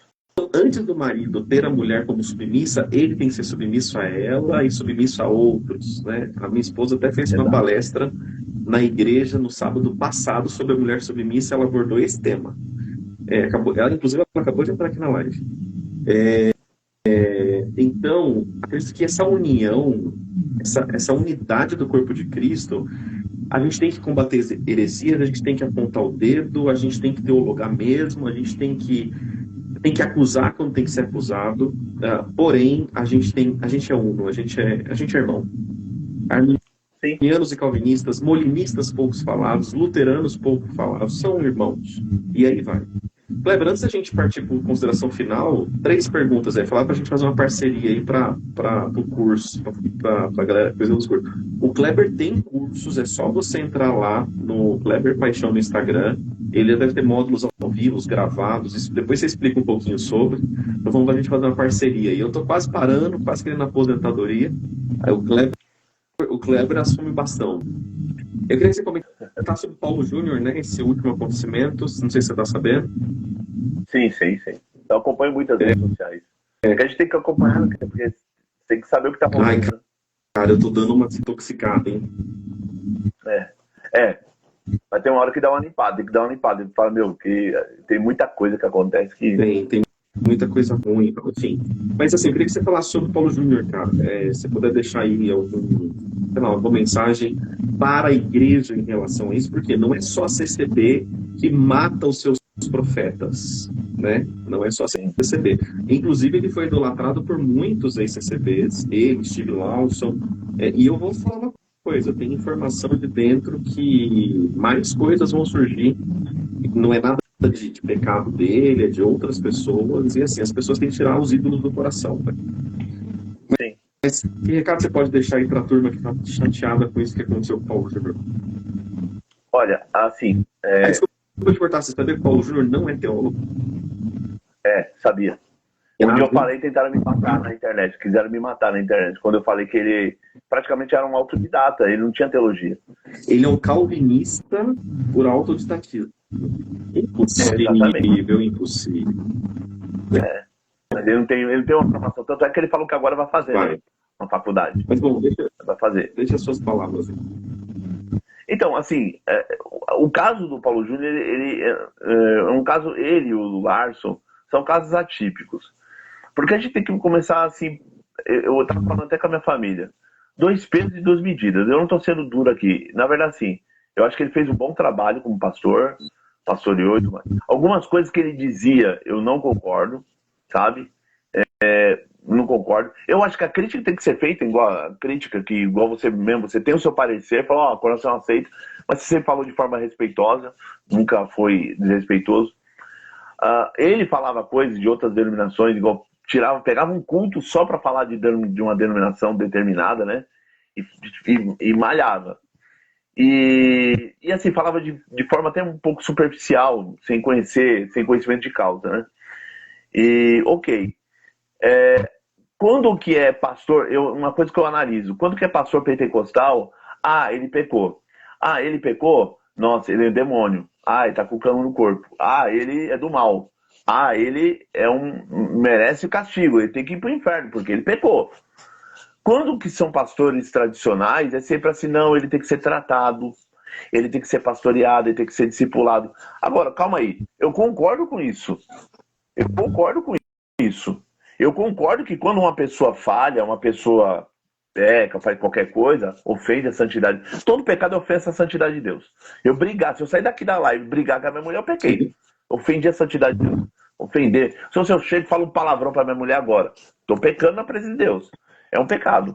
Então, assim, eu acho que o pecado ele tem que ser tratado realmente, tratado com palavra, com evangelho, tratado com amor, com misericórdia, ter que cuidar dele. Mas lembrando, eu sempre falo em aula, porque os reformados falam, dão aula, pregam, e na hora da coisa mesmo séria, não aplicam. Primeira coisa, se ele fez alguma coisa para a igreja devia perdoar. Esse é o primeiro ponto. Segundo ponto, se ele fez alguma coisa, ele pediu perdão para Deus, e ele sabe que ele, por mais que ele é autodidata, ele sabe. O perdão é instantâneo. Deus, vou ver, vou tratar com Deus, vou ficar um momento até Deus me... Não, isso aí é coisa de receber. Perdão é ir na hora. Se você se arrependeu, perdão é na hora. E a igreja também tem que perdoar. Agora, o que precisa é estrutura, que muitas vezes você faz coisas que envolve a sua esposa, envolve seus filhos, então tem que ter todo um tratamento, tem que ter todo um cuidado. Eu concordo que tem que ser com ele, mas quando acontecer isso com as igrejas pentecostais, eu gostaria de estar na mesma medida também, né? Vamos supor, aconteça alguma coisa comigo, alguém vai fazer isso comigo, coitado do Kleber, vamos cuidar dele, vamos pastorear a vida dele, vamos discipular ele, vamos cuidar dele, vamos fazer isso comigo? Eu falo, não, realmente ele é um pecador sem vergonha. Talvez vão falar assim, o Kleber não falava em línguas, mas em casa gritava. Ele falava em línguas, mas era um demônio, ele era um pecador. Você tá entendendo? Então, eu acho que essa cultura tem que ser dos dois lados. E assim, tanto os reformados, eles têm que parar de julgar os pentecostais e tentar cuidar deles, e os pentecostais têm que aprender com os reformados nesse sentido. O camarada tá bem, caiu, fez qualquer coisa. Primeira coisa, a igreja tem que perdoar, porque essa é a função da igreja. Não é só discipular. Eu vejo vários amigos no WhatsApp falando, não, tem que se discipular mesmo, tem que arrebentar com a vida dele. Calma, tem que perdoar. É igreja, você é ícone da Trindade, você é expressão do amor de Deus. Tem que perdoar. Segunda coisa, discipular e repreender, ok. E outra, se ele pediu perdão para Deus, ele tem que reconhecer que o perdão dele com Deus, ele já tá certo já. Entendeu? Com Deus ele já tá certo. Agora precisa em volta dele. Em volta dele é que precisa de ter todo esse cuidado. Concordo. Todo pecado tem consequência. Inclusive o meu livro aqui, eu trato isso, fazendo merchan para as últimas cópias. Trato isso, eu vou te mandar depois você manda seu endereço aqui, eu vou te mandar um livro aqui, Pecado de Pedro. E ainda faço propaganda em tudo quanto é lugar, hein? Eu acho que só tem poucas cópias, que eu só fiz uma impressão de 500 livros e não vou imprimir mais. Dá muito trabalho, é muito caro. É caro. Ô Kleber, mas assim, você é da CCB, é um teólogo bem formado, a gente percebe a tecnicidade, você tem a treta gospel aí da sua casa, que você não é o único, tem muita gente, mas se a gente agendar para, sei lá, pregar na minha igreja, você vai? Não, pregar eu vou. Vai. Agendar pregar eu vou. Hoje, qualquer Assembleia de Deus, qualquer igreja que me convidar para pregar, eu vou. Eu vou te deixar o convite de formal na live, hein? Só que é o seguinte, eu já vou avisar, eu não sou calminho, como assim tô falando aqui, eu sou fervoroso. Panela de fogo. É porque um amigo meu me viu pregando, aí ele falou, depois que eu acabou o culto, ele falou, cara, fala um negócio, faz, meu. Na aula lá, você é mal calminho. Meu, no púlpito, você dá uns gritos, batia na... Lógico, eu não faço doideira, gente. Não faço loucura. Eu fico andando pra lá pra cá, meio doido. Eu exponho o texto. Mas eu sou fervoroso, eu vivo o texto. É que Kleber, vou falar uma coisa. Kleber, quando eu tô explicando o texto, eu faço aquilo que Karl Rahner dizia, que Karl Rahner, que é um grande teólogo católico, dizia que a Bíblia é o mundo de Deus. Então, beleza, se eu tô falando do texto, do mundo de Deus, e tô falando das ações de Deus, das ações salvíficas de Deus, meu, eu vibro. Eu olho para aquilo. Eu não tenho como eu não olhar para aquele texto e falar, meu Deus, que coisa fantástica. Então eu vibro, eu falo com vigor daquilo que eu estou explicando. Então essa eu acho que tem gente que escandaliza, mas eu não sou tão doido assim não, tá, gente? Cuidado, eu não vou chegar lá jogando púlpito na igreja não, calma, eu sou um cara... Nem dá pra fazer isso, porque a gente é uma igreja muito simples, muito pobre. Se quebrar alguma coisa lá, vai ser um Deus nos aperta.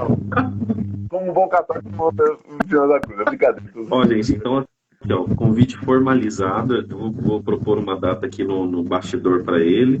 E aí, todos que seguem ele e tal, se quiser ter um momento de mesa, um momento de comunhão lá, enfim, vai ser uma bênção. Considerações finais, meu irmão, o que você quer deixar de recado? Foi um prazerzaço. Eu acho que tem uma coisa muito bacana que vai acontecer nos próximos dias aí, mas deixa isso no mistério, como dizem. Tá bom. Vamos lá.